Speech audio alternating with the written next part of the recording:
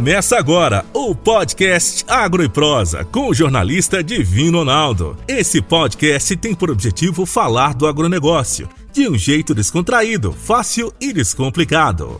Com vocês, Divino Ronaldo e o Agro e Prosa.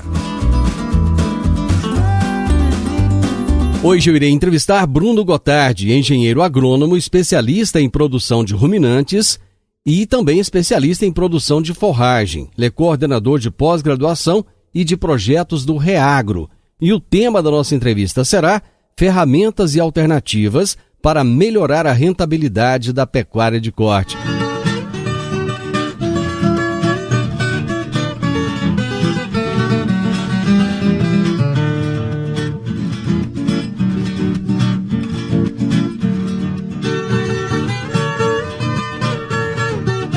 Bruno, prazer receber você aqui no programa, muito obrigado. Divino, prazer é todo meu, satisfação estar aqui, podendo conversar com você aqui no Morada no Campo. Muito obrigado pelo convite aí. Cara, vamos trazer informações com certeza muito relevantes aí pro pecuarista, né? Para a pecuária de corte que está vivendo esse momento tão importante, né? Os preços da arroba estão em patamares altíssimos. Até que ponto isso está sendo favorável para o produtor?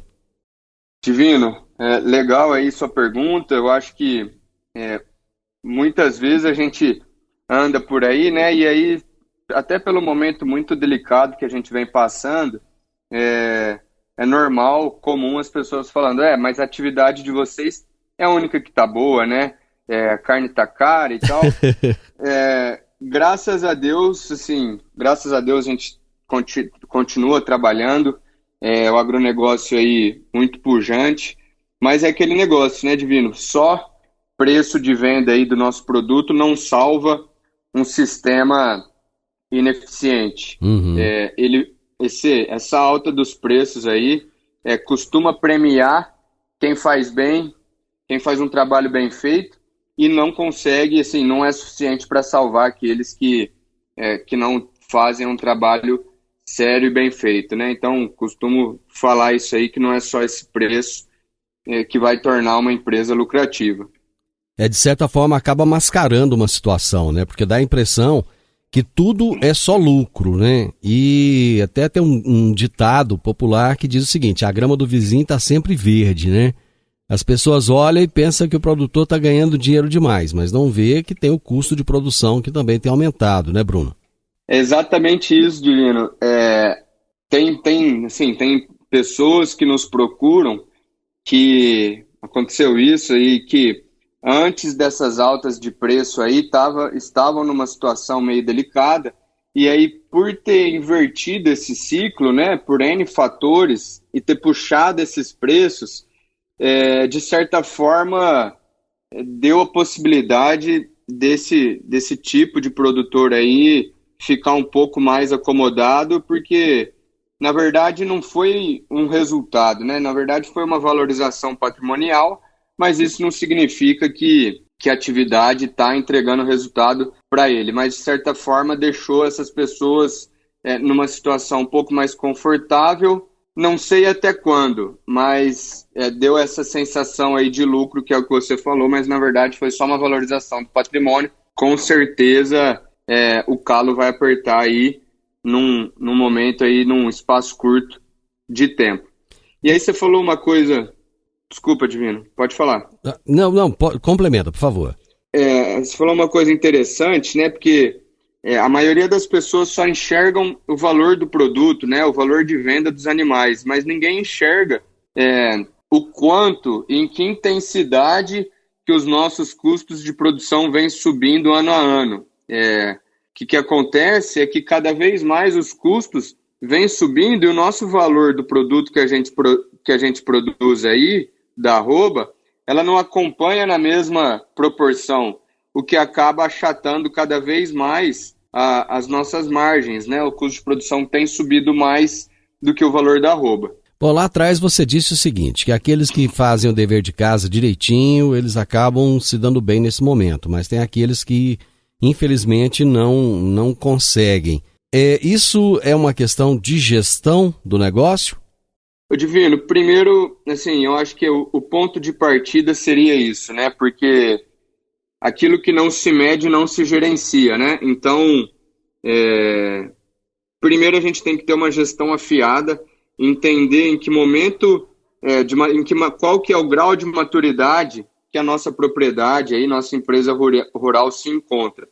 E a partir daí traçar um plano de voo. Então, primeiro de tudo, eu acredito que é a falta de gestão, até porque sem gestão a gente não enxerga o quanto que essa propriedade está entregando de resultado, né? Então, se a gente não tem uma boa gestão e não enxergar isso, a gente não sabe se está tendo prejuízo ou se está tendo lucro. Então, o primeiro de tudo eu acredito que seja gestão. Que a partir do momento que a gente tem a gestão e sabe que estamos perdendo dinheiro ou ganhando muito pouco, opa, a gente liga o sinal amarelo aí e fala, eu preciso mudar, que se eu não mudar, isso aqui não vai ser sustentável, eu vou acabar tendo que vender patrimônio, começar a entrar em banco, desculpa. Então, eu acredito que sim, o pontapé inicial aí é a falta de gestão. Ô Bruno, qual que é a dificuldade que o pecuarista, tanto do corte quanto do leite, tem muitas vezes de ver o seu negócio como uma empresa? Divino, eu acredito que assim, a pecuária em si foi uma atividade durante muito tempo que entregou bons resultados, né? Se você pegar aí anos 60, anos 70, a atividade entregava para a gente aí uma margem de lucro na casa de 50%. O que dá isso hoje? A cada R$1.000 que você investe, te retorna R$500 de lucro. Então, eu acho que acabou que nos deixou mal acostumado, né? Essa margem muito boa. Até que a gente pegava um dinheiro no banco, dava tempo de engordar o boi, matar o boi, pagar o banco e ainda sobrava tempo para comprar uma reposição ou terra.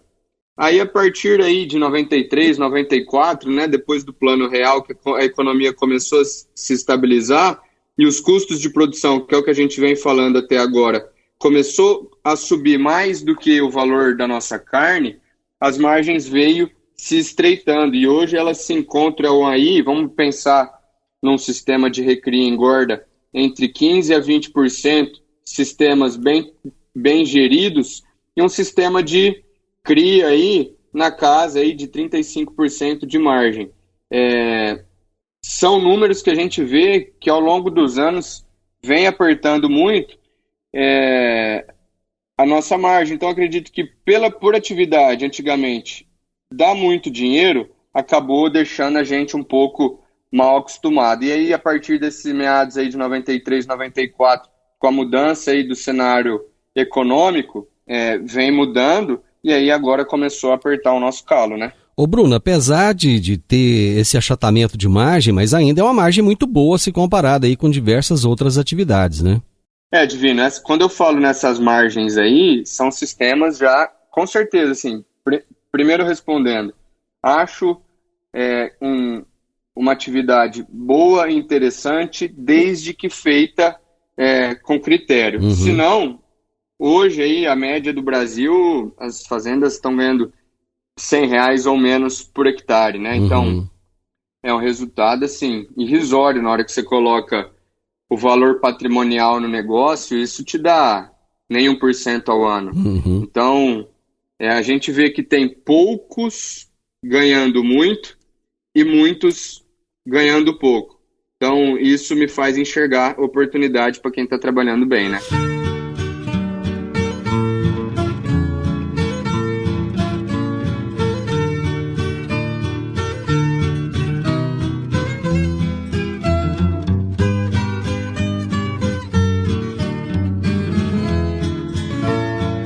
Bruno, quais são os principais gargalos para melhorar a rentabilidade na pecuária de corte?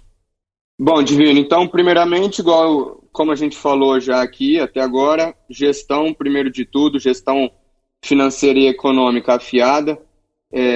Depois, numa gestão afiada aí, bem feita, sabendo onde a gente está aí, o ponto A, a gente vai traçar os nossos objetivos para chegar no ponto B, que a gente chama, que são as nossas metas de resultado. E a partir daí a gente traça o plano de voo. De maneira geral, lógico que isso muda muito, aí o Brasil é muito extenso, né? Então a gente se depara no dia a dia com diferentes realidades, mas de maneira geral acredito que além da gestão, cuidar muito bem das nossas áreas de pastagens, enxergar essas áreas como áreas de lavoura, tá certo? Manejar muito bem essas áreas, entender que em algum momento do ano a gente tem água disponível, temperatura e luz que vai fazer essas forrageiras crescerem e, consequentemente, a gente vai conseguir trabalhar com mais animais. E entender que todo ano, independente de onde a gente estiver, a gente vai ter algum desafio com seca, não tem, ou é muito pouco ou baixa disponibilidade de água, luz e temperatura. Então, isso aqui já não me assusta, igual esse ano a gente está passando aí uma seca severa, um pouco mais intensa do que nos outros anos, mas quem se preparou está conseguindo contornar isso muito bem, porque já entendeu que todo ano tem esse desafio de baixa oferta de forragem e a gente tem que traçar algumas estratégias para ajustar isso dentro da fazenda, tá certo? Então, passando gestão, passando pastagem, a gente tem que entender também que é fundamental a gente ter estrutura adequada, tá certo? Como água boa, de qualidade, em quantidade adequada, espaçamento de coxo adequado, pensando que os coxos são o prato, né? O coxo é o prato do boi, então a gente tem que ter isso aí com boa disponibilidade, não pode deixar faltar isso para ninguém. Além disso, a gente tem um bom sistema de piqueteamento e divisão de pasto para ter uma boa eficiência de pastejo aí e não deixar perder pasto. Nós temos que olhar para o pasto. Por que eu falo que a gente tem que olhar para o pasto como sendo uma lavoura? Primeiro, nós temos sempre que cuidar muito bem da fertilidade dos nossos solos. Muitas das vezes a gente vê produtor falando que porque não está chovendo igual antigamente, a chuva diminuiu, o pasto está morrendo. Será que a culpa é da falta de chuva ou da baixa fertilidade do solo, que esses solos vêm sendo explorados há muitos anos e nunca viu uma grama de adubo, tá certo? E assim, então, correção e adubação do solo, eficiência da colheita desses pastos, como se fosse uma lavoura, é a mesma coisa que a gente gastar dinheiro para produzir um soja, um milho, um sorgo, aveia, azevém, que seja, e aí a gente não entra com a máquina para colher, prejuízo na certa. Então é muito importante a gente entender que com o pasto é a mesma coisa. Então, depois de alinhada a gestão, as áreas de pasto e estrutura, a gente tem que começar também a pensar e planejar ferramentas para tamponar esse impacto aí do período seco, podendo ser ele aí sequestro de bezerros. Esse sequestro aí consiste em fechar esses animais em piquetes, né, como se fosse um sistema de confinamento, mas aí com uma suplementação volumosa a gente faz uma silagem de capim ou um feno, silagem de sorgo, milho, que seja, de cana, e aí a gente formula uma dieta para simular ganhos próximos aí que esses animais teriam num sistema de pasto num período chuvoso, aí, ganhos na casa de 600 a 700 gramas por dia, para se assemelhar bem a um sistema de pasto, tá? Com isso, Divino, tendo uma alternativa dessa, a gente pode manter a lotação da nossa fazenda em uma época que a gente seria obrigado a desfazer de alguns animais porque a gente não tem uma boa disponibilidade de água, luz e temperatura. Consequentemente, não há produção de forragem nessa época, aí no inverno, ou a produção é muito baixa, e aí não aguenta esse tanto de animais que a gente gostaria que permanecesse na fazenda. Então, esse sequestro aí, entre aspas, né, de bezerros, vem crescendo muito, vem sendo uma tecnologia que eu vejo que está crescendo e, assim, muito boa, fundamental para sistemas já bem desenvolvidos. E aí, fora isso, também entra confinamento ou confinamento a pasto, né, a famosa TIP, terminação intensiva a pasto, que também é uma ferramenta para ajudar a potencializar aumentar peso de abate, diminuir a idade de abate, acelerar o giro, né? Tentar melhorar a margem. Então, são algumas ferramentas que eu vejo que têm entrado muito bem no sistema, além de um bom programa de suplementação a pasto para corrigir as deficiências. Divino, é importante, assim, destacar essa fala, tá? Corrigir as deficiências das forrageiras via suplementação e não a falta de pasto, tá certo? Então, é diferente quando a gente fala em corrigir deficiência do que corrigir a falta de pasto. É fundamental entender que para um bom programa nutricional ser eficiente, interessante economicamente falando, a gente tem que ter uma boa oferta de pasto, e aí com essa suplementação a gente potencializa o uso desses pastos que a gente já tem lá na nossa propriedade. Então é fundamental entender isso, a gente precisa de ter pasto para um programa de suplementação ter bons resultados, mostrar, né, bons resultados. Bom, você trouxe vários tópicos aí, eu acho que é importante nós irmos destacando alguns deles. E tem uma fala sua que me chamou a atenção, quando você disse que o produtor ele deve enxergar a pastagem como uma lavoura. É muito difícil a gente ver uma lavoura mal conduzida, mas é muito fácil nós vermos pastagens mal conduzidas, né? Com aquele pisoteio lá de anos e anos, aquele pasto rapado, aquela braquiária que está lá há 20 anos a mesma coisa, né? Isso ainda é uma coisa muito comum de se ver na nossa região aqui, onde as terras são extremamente valorizadas ainda. Infelizmente, Divino, isso ainda é uma realidade no país, né? Áreas degradadas e pouco produtivas, né? Eu costumo falar que o produtor, o agricultor, ele não tem chance de errar, né? A conta chega muito rápida. Em 4 meses aí, o boleto já está chegando. Final de safra, a gente tem que acertar a conta. Então, o produtor, o agricultor, ele não tem espaço para amadorismo. Se você pegar algumas pesquisas de consultorias aí, que fazem esses levantamentos, né, de produtividade e tal, você vai ver que a produtividade das áreas mais produtivas, ela está muito próxima da média das fazendas. O que isso significa? Significa que a média dos produtores já são muito bons. A média já fica muito próxima daquelas fazendas que produzem muito, tá? Você pegar cana-de-açúcar, soja, milho, enfim. E quando a gente parte para analisar esses dados da pecuária de corte e também a pecuária de leite, a gente vê que a média de produção ainda está muito longe daqueles que mais produzem. E aí eu volto a falar o que eu já falei no início da nossa conversa. O que isso me mostra?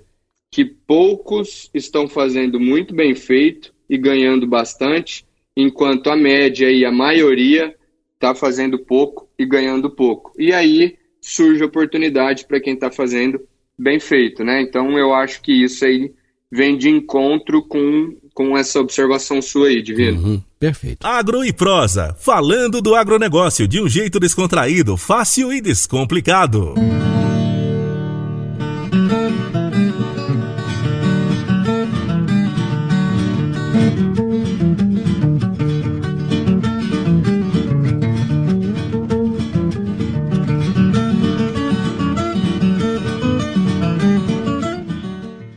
Falando um pouquinho sobre adubação e correção do solo. Por quanto tempo uma pastagem aguenta sem que esse solo seja... Eu estou falando até em termos de solo de cerrado. Sem que esse solo seja corrigido, sem que haja uma lotação adequada na pastagem. De quanto em quanto tempo o produtor teria que se preocupar e falar, peraí, deixa eu dar uma arrumada aqui na minha pastagem?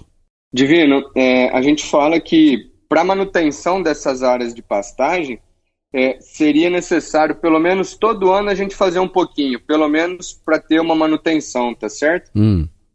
Um pouco de nitrogênio, um pouco de potássio, um pouco de fósforo e corrigir também com calcário e, se for preciso, um gesso, tá? Então, assim, se a gente pegar um pasto formado esse ano, é comum a gente se deparar com áreas de 1 ano de formada que não foi corrigida, foi mal implantada e mal manejada, que depois de 1 ano já teve que estar entrando grade de novo e reformando essas áreas, tá? Do mesmo jeito que trabalho com áreas que têm mais de 25 anos de formada, que nunca viu 1 quilo de calcário ou de adubo, mas que o produtor, sabendo que ele nunca investiu em fertilidade, ele respeita o potencial de produção dessas áreas. O que isso significa? Significa trabalhar com uma taxa de lotação menor para nunca ter pasto rapado, chega na seca, tira a maior parte dos animais dessas áreas para não deixar forçar muito esse pasto, porque ele sabe que, como ele não dá uma boa condição de fertilidade do solo para essas plantas responderem, ele também não pode forçar muito para ter que gradear e reformar essas áreas. Então, do mesmo jeito que eu vejo áreas que depois de 1 ano teve que ser reformada por negligência do produtor ou da fazenda, porque por não enxergar esse limite, teve que reformar de forma muito rápida. Em contrapartida, eu trabalho com áreas muito antigas, só que tem uma manutenção aí, controle de praga, insetos, manejo de pasto correto. Por mais que isso não seja o mais economicamente viável, eu não estou falando que é certo ou errado, mas eu estou falando que, por conhecer como uma planta cresce e por respeitar os limites dela, por ser pouco produtiva, na maior parte aí dos solos de cerrado, a gente sabe que a gente tem uma baixa fertilidade do solo, alta acidez, baixo fósforo, então essas plantas forrageiras têm baixo potencial produtivo, porque a gente não dá condição para ela produzir, tá certo? Mas apesar disso, essas plantas são muito robustas, né? Elas aguentam o tranco, aguentam produzir em alta acidez e baixa fertilidade, desde que respeitemos os limites dela e trabalhamos aí de forma ociosa, né? Mais bamba, que não necessariamente vai ser o jeito mais indicado para a gente ganhar dinheiro. E o manejo? O manejo sanitário do rebanho, ele é fundamental para prevenir e controlar doenças. Essas doenças que podem comprometer os resultados da criação? Com certeza, Divino. A gente faz... até o Reagro tem uma equipe especialista, assim, pessoal muito bom, liderado aí pelo... chama José Zambrano. Eles fazem um mapeamento todo do rebanho, vê qual que está sendo o desafio sanitário, principalmente pensando em vermifugação e carrapato. Então, é comum a gente se deparar aí com receitas de bolo, né, calendários de vermifugação, e muitas das vezes para sua fazenda teria que ser adotada uma estratégia e para mim a outra.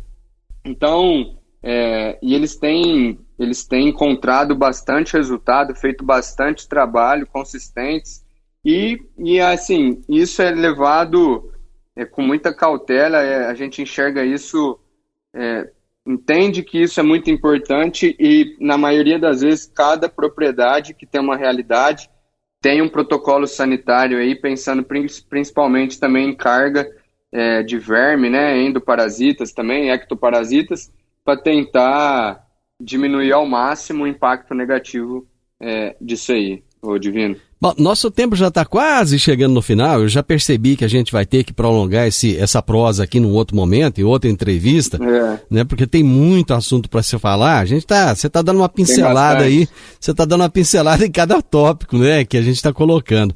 Mas eu acho que uma coisa, antes de terminarmos, uma coisa que é bem importante é falar a respeito da comida do gado, não apenas a pastagem, mas aquilo que se coloca no prato dele, que é o coxo, né? Então, um programa nutricional, né, para as vacas, para os bezerros, é importante também, não é? Demais, Divino. Igual eu falei para você, assim, um sistema hoje, modelo, assim, na maioria das vezes que a gente for olhar ele, com certeza ele vai ter algum programa de nutrição aí no meio do projeto, tá? Então, é importante falar que eu vejo cada vez mais as fazendas tendo a sua própria fábrica de ração da porteira para dentro, né? Tem uma estrutura até porque isso aqui te dá uma flexibilidade maior de produto, né? De fazer produtos que você queira de acordo com o tipo de lote ou de acordo para aquela época do ano. Então, assim, isso vem crescendo e nos dá uma flexibilidade muito grande de trabalho.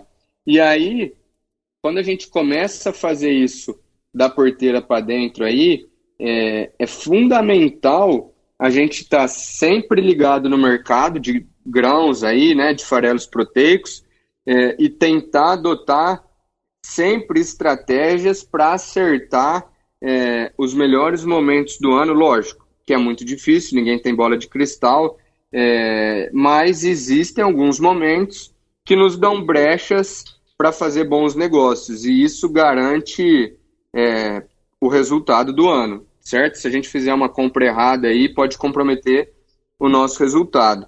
E isso está intimamente ligado com a gestão financeira aí, né? Fluxo de caixa, que muitas vezes a gente quer comprar essa comida e a gente entra aí no entrave da disponibilidade de caixa. Então você vê que o negócio é complexo e é tudo atrelado, né? O pecuarista e o produtor, o cara tem que entender de fertilidade de solo, de crescimento de planta, de nutrição, mercado de grão, mercado de carne, ser bom na gestão financeira, econômica, e aí vai.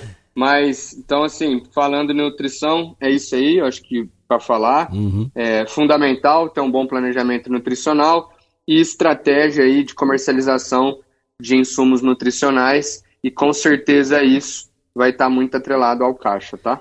Eu acho que uma coisa que ajuda muito hoje é ele se cercar de bons profissionais, tendo bons profissionais ali, trazendo as melhores informações, colocando ele a par do que tem de melhor no mercado no momento, vai ficar muito mais fácil. Mas acabou. Bruno, foi excelente o nosso bate-papo, eu gostei bastante, eu não sei se você curtiu, mas eu curti muito. Gostei muito, Divino. Muito obrigado. Eu acho que pro produtor, pro pecuarista, você trouxe dicas aí muito relevantes. E parabenizar você e toda a equipe do Reagro, que tem feito um trabalho sensacional. Parabéns a vocês e continue com esse trabalho. Muito obrigado, viu? Muito obrigado, Divino. A gente que te agradece aí, parabéns pelo programa aí, pela audiência. Valeu demais. Você ouviu o podcast Agro e Prosa. Se gostou, compartilhe, recomende e nos siga nas diferentes plataformas de podcast.